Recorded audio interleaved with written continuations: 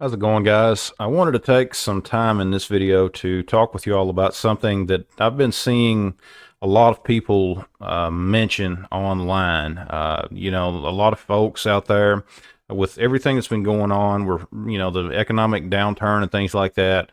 And there have been I guess you could say, several folks out there that are talking about how that if anything bad were ever to happen, that basically what they would do is simply go out and take from others. They would just go out, instead of preparing for themselves, they would just basically go out and take what others had prepared for themselves.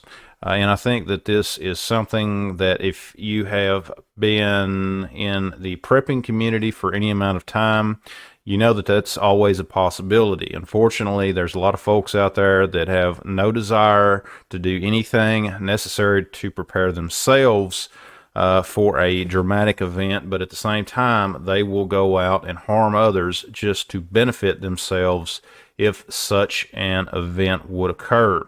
I think that that's something that we do need to be aware of. I think that that is a big part of prepping, preparing for something bad to happen. We need to try to cover as many aspects of things that could go wrong if necessary.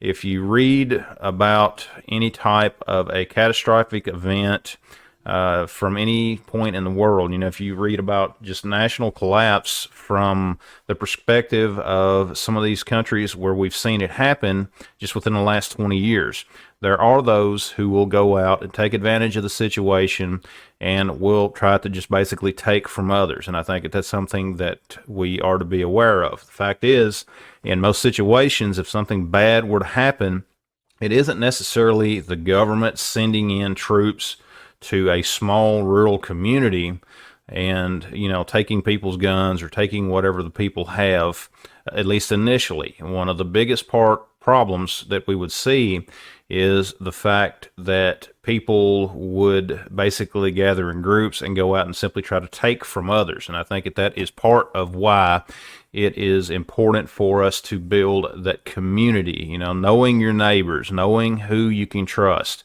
working together to develop a plan to survive in the event of something catastrophic happening.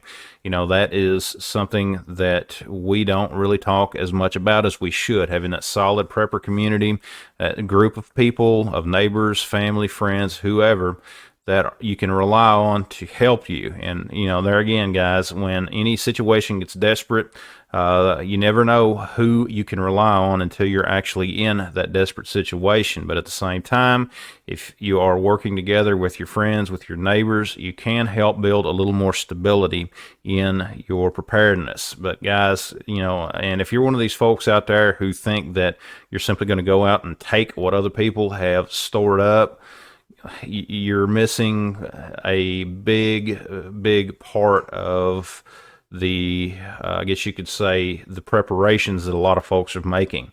They've planned for you to try to do that very thing.